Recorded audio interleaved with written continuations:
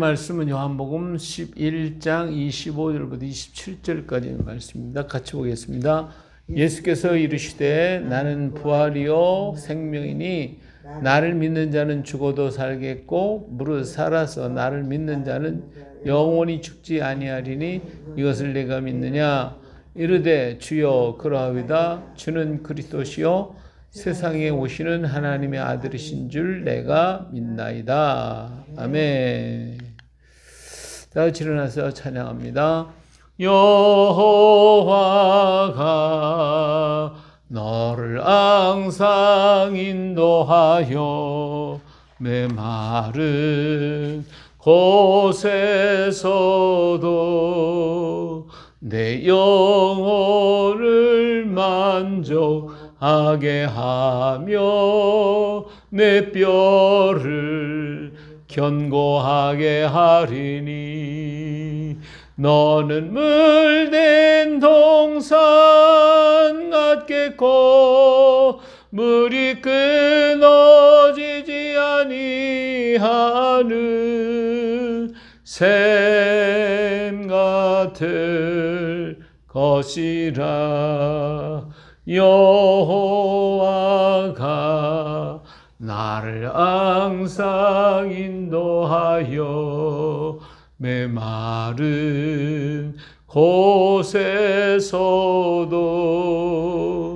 내 영혼을 만족하게 하며 내 뼈를 견고하게 하리니 나는 물된 동산 같겠고 물이 끊어지지 아니하는 샘 같을 것이라. 여호와가 너를 항상 인도하여 메마른 곳에서도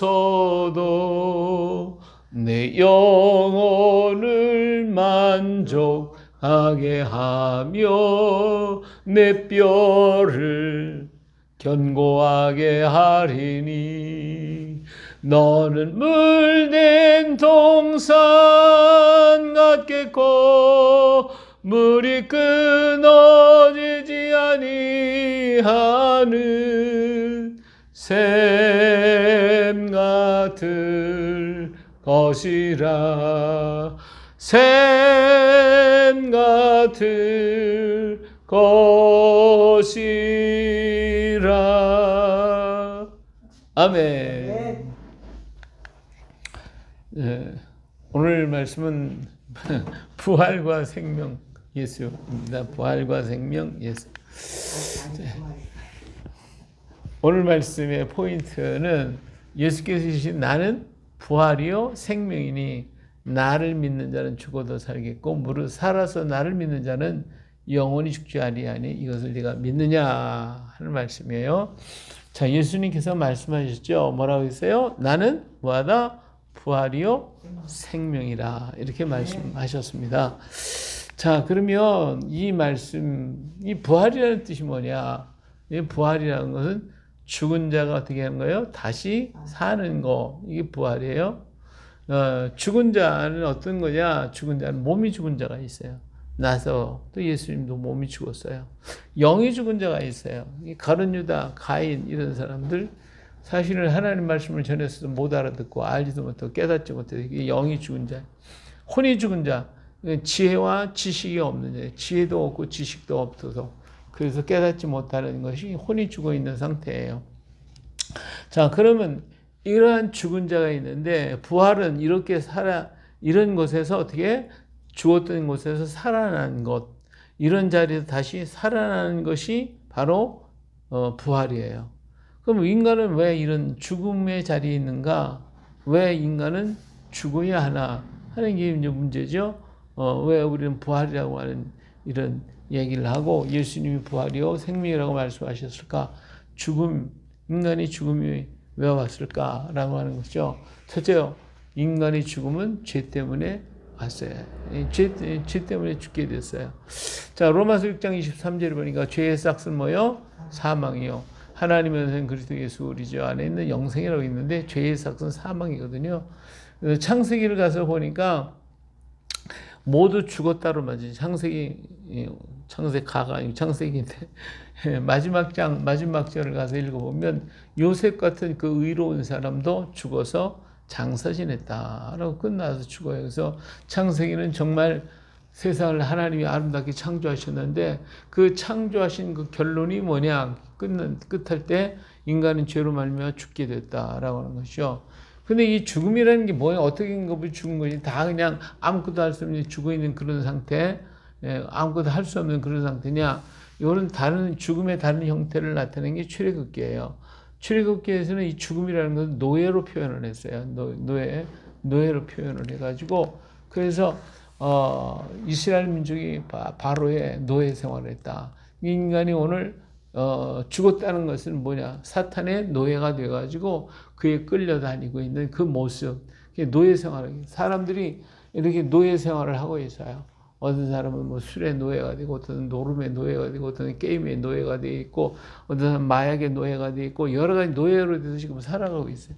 이게 살아있는 것 같지만 사실은 죽어있는 모습이에요. 죽어있는. 또, 신약에서 보면 예배서 5장 8절 보니까 너희가 전에는 어둠이더니 이제는 주 안에서 빛이라, 빛의 자녀처럼 행하라 그랬는데, 여기서 죽었다라고 하는 표현이 어둠이에요. 어둠에 속해 있는 것은 그 죽음을 얘기해 주고 있는 거예요. 요한일서 1장 5절에 보니까 너희가 그에게서 듣고 너희에게 전하는 소식은 이것이 곧 하나님은 무엇이다? 빛이시라.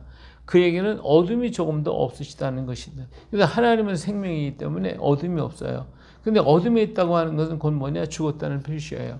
그러니까 이 죽음이라고 하는 것은 육체와 모든 것이 다 꼼짝 못하고 있는 그런 상태, 이런 상태를 죽음이라고 말하지만 다른 표현으로 얘기하면 노예 생활을 하고 있다. 그러니까 내 의지가 하나도 없고 아무것도 할 수가 없어요. 그래서 그게 노예 생활은 죽어 있는 것 같다. 또 이 죽음이라고 하는 것은 어둠에 속해 있다. 그러니까 내가 선하고 하나님의 빛 가운데 있는 것이 아니라 어둠 속에 있는 그 상태. 이것이 바로 또 죽음이라고도 표현을 하고 있습니다. 이처럼 우리는 죄 때문에 죽었어요. 데살로니가전서 5장 23절에 읽어보니까 평강의 하나님 친히 너희를 온전히 거룩하게 하시고 또 너희의 온 영과 혼과 몸이 우리 주 예수 그리스도의 강림하실 때 흠없게 보존되기를 원하노라. 그렇게 말씀하셨거든요.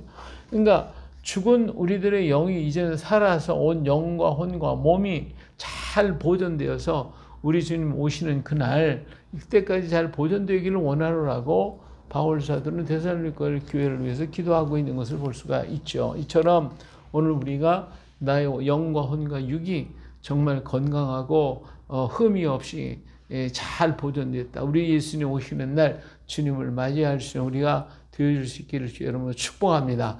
자, 그러기 위해서는 어떻게 했냐? 부활해야 되는 거예요. 부활해야 돼요. 이 죽어있는 우리가 부활해야 온 영과 혼과 몸이 건강해질 수가 있거든요. 근데 이 부활은 어디서 할 수 있어요? 예수님 안에서 많이 부활할 수가 있어요.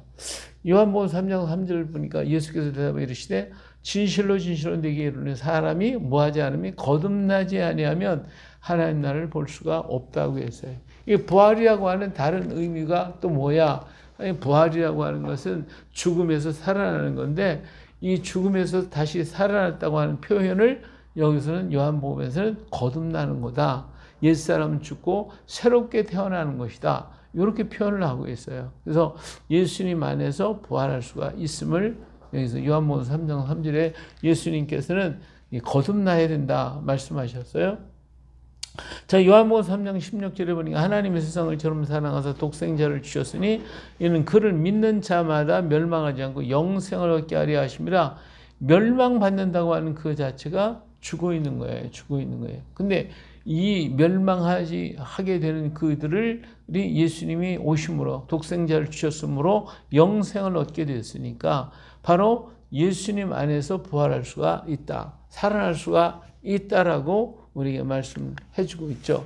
자, 17절에 하나님이 그 아들을 세상에 보내신 것은 세상을 어떻게 하려고 심판하려 하는 것이 아니요 그로 말미암아 세상이 어때요? 구원을 받게 하려는 것이다. 이게 부활의 다른 의미는 또 뭐예요?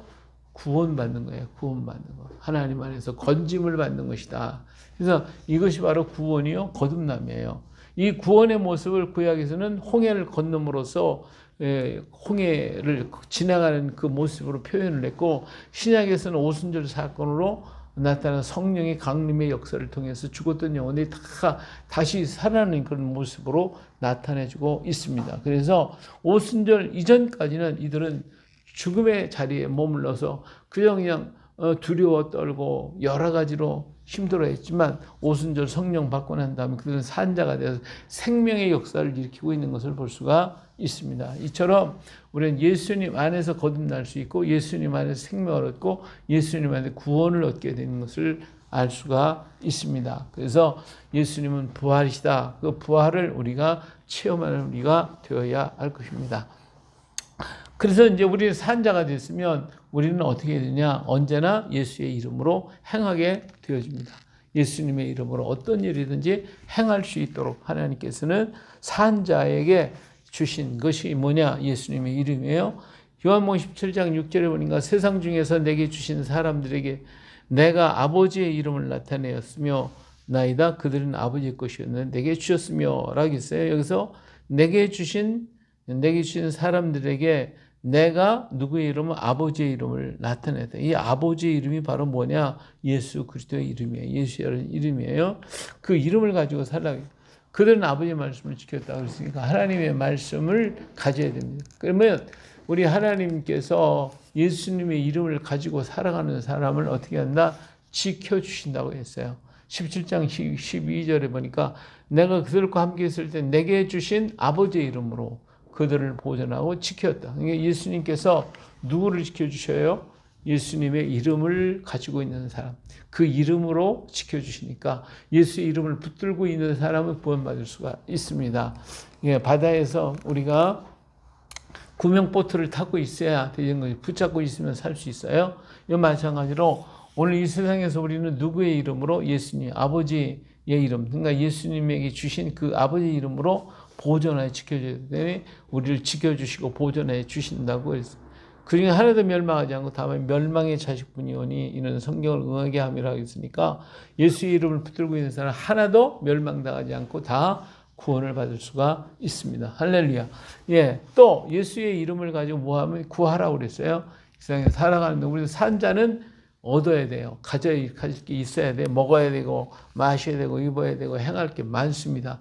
이런 모든 것들을 무엇으로 이길 수 있느냐? 구할 수 있냐? 예수님의 이름으로 할 수 있어요. 요한복음 13장 14절 너희가 내 이름으로 무엇을 구하든지 내가 행하리니 이는 아버지로 하여금 아들로 말미암아 영광을 받으시게 하려 함이라 했으니까 자 무엇을 구하든지 내가 행하신다고 그랬어요. 그러니까 예수님의 이름으로 내 이름으로 예수님의 이름으로 무엇을 구하든지 우리 하나님이 주신다고 약속하셨어요. 그래서 산자는 먹어야 돼요. 산자는 입어야 되고 산자는 행해야 되고 산자는 어떤 일이 많은데 그 일을 할 수 있으려면 뭐예요? 예수님의 이름으로 구하면 됩니다. 그래서 우리가 기도할 때 누구의 이름으로? 예수님의 이름으로 기도하게 되는 겁니다. 자, 또 요한복음 15장 16절 너희가 나를 택한 것이 아니고 내가 너희를 택하여 세웠네. 이는 너희로 가서 열매를 맺게 하고 또 너희 열매가 항상 있게 하여 내 이름으로 아버지께 무엇을 구하든지 다 받게 하려 함이라 그랬어요. 그러니까 우리가 이러한 일을 통해서 열매가 맺어지죠. 열매가 주의 이름을 붙들고 있을 때 열매가 맺어요. 아버지는 포도나무고 우리는 가지라고 그랬어요. 그래서 그 가지가 나무에 붙어 있어야 되거든요. 그 붙어 있는 게 뭐냐? 주의 이름을 꽉 붙잡는 거죠. 꽉 붙잡고 있으면 열매가 맺혀져서 우리 인생에 아름다운 열매가 맺혀지게 되는 것입니다. 이 일을 통하여 하나님이 어때요? 영광을 받으신대요. 14장 13절 너희가 내 이름 무엇을 구하든지 내가 시행하리 이는 아버지로 하여금 아들을 인하여 뭐한다? 영광을 얻으시게 하려 하는 것이다. 그랬어요. 영광을 얻게 만들어요. 이걸 통해서 하나님 영광을 받으시고요. 요한복음 15장 16절 아까 말씀 그대로 열매를 또 맺는다고 말씀을 했습니다. 자, 이처럼 우리 예수님은 오늘 우리에게 생명이 되어 주셨어요. 생명이 되셨어요. 자, 요한복음 14장 6절에 보니까 예수께서 이르시되 내가 곧 길이요 진리요 생명이 나로 말미암지 않고는 아버지께로 올 자가 없다 그랬으니까 예수님만이 생명이고 예수님만이 부활이 되셔서 우리들에게 새날을 주시고 생명 주셔서 살 수 있게 만들어 주셔요. 예수님만이 생명이에요. 자, 요한복음 20장 31절에 오직 이것을 기록하면 너희를 예수께서 하나님의 아들 그리스도심을 믿게 하려 하며 또 너희로 믿고 그 이름을 힘려 뭘 얻어요? 생명을 얻게 하는 것이다. 예수님이 생명이기 때문에 예수님이 우리 안에 거하시면 뭐가 있어요? 내 안에 생명이 있어지게 되는 거죠. 부활한 것으로 끝나는 것이 아니라 부활의 역사 다시 살아서 우리 속에 생명이 약동하고 움직일 수 있게 하는 것이 바로 예수 그리스도가 우리 안에 계심으로 이루어지는 겁니다. 고린도후서 4장 10절에 보니까 우리가 항상 예수의 죽음을 몸에 짊어지면 예수의 생명이 또한 우리 몸에 나타나게 하려 함이라. 예수님이 십자가의 그 사건이 오늘 우리에게 생명을 주는 것이 되었고 로마서 8장 2절을 보니까 있는 그리스도 예수 안에 있는 생명의 성령의 법이 죄와 사망의 법에서 너를 해방하게 만들었다. 그래서 우리를 아까는 죄가 그 노예 생활했다고 했는데 노예 생활에서 해방케 만들어주죠. 이렇게 우리 하나님께서 예수님의 이름을 통하여 예수님 우리 안에 거하심으로 생명을 얻고 자유함을 얻고 눌림에서 벗어나게 되는 이런 역사를 주신다고 말씀하셨어요. 그래서 그 생명이 우리 안에 있어서 일을 하게 만들어 주셔요. 자, 사도행전 16장 7절 우리가 무시 앞에 이르러 비두니아로 가고자 했을 때 예수의 영이 허락하지 아니하시니라.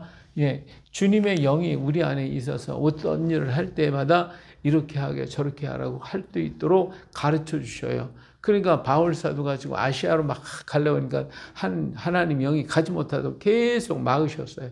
이렇게 우리가 하고자 할 때 하나님의 뜻이 아니면 막아주시고 나를 이끌어주시고 인도하시는 분이 누구냐? 바로 예수님의 영이시고. 그래서 주님이 내 안에 계시면 내가 어떤 일을 해야 할지 무엇을 해야 할지 가르쳐 주시고 그 길로 이끌어 가실 것입니다. 자, 로마서 8장 14절에 보니까 무릇 하나님의 영으로 인도함을 받는 사람은 곧 하나님의 아들이라. 그러니까 하나님의 아들들은 다 누가 인도하신다? 성령이 이끌어 가시는 것입니다. 우리가 외국에 관광을 갔다. 관광을 갔을 때 내 마음대로 가다가 큰일 나요. 누가 인도자가 있어야 돼. 인도자를 딱 가다 보면 좋은 거 다 구경하고 올 수 있거든요. 이처럼 우리 하나님의 성령께서 우리 예수의 영이 우리 안에 계셔서 나를 인도해서 이 세상 길 걸어가는 동안에 좋은 것 다 보여주시고 나 이렇게 경험하게 하시고 다 이끌어 가신단 말이에요. 이렇게 우리 하나님의 영이 우리를 인도하고 인도함을 받도록 만들어 주셔요. 베드로전서 3장 18절 그리스도께서도 단번에 죄를 위하여 죽으사 의인으로서 불의한 자를 대신하셨으니 이는 우리를 하나님 앞에 인도하려 하심이라. 육체로는 죽임을 당하시고 영으로는 살리심을 받았다. 자, 하나님 앞으로 우리를 뭐한다? 인도하신다. 하나님 앞으로 인도. 우리를 세상에서 이 땅에 사는 동안에 여기저기 다 구경하고 이거 다 할 수 있게 다 만들어주시고 결국은 어디로 이끌어가요? 하나님 앞으로 이끌어가시고. 하나님 앞으로 인도하는. 그러니까 하나님의 영이 아니고는 하늘나라에 갈 수가 없고 하나님 앞으로 갈 수가 없어요. 근데 오직 예수님이 우리 안에 계셔서 우리를 이렇게 인도해 가고 계시다 이 말이에요. 그래서 우리는 훗날 하나님 앞으로 당당히 가서 서게 될 것입니다. 할렐루야.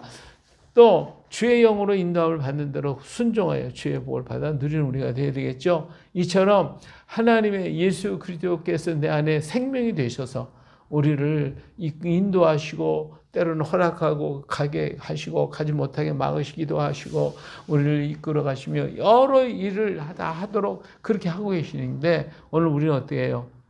그 하나님이 예수님께서 내 안에 계셔서 인도하시는 대로 그 말씀을 순종하고 그 말씀을 따라가고 그 말씀대로 걸어가 행하게 되면 우리는 이 땅에서 복된 삶 그리고 주의 풍성하신 은혜의 삶을 살아갈 수 있게 되는 것입니다.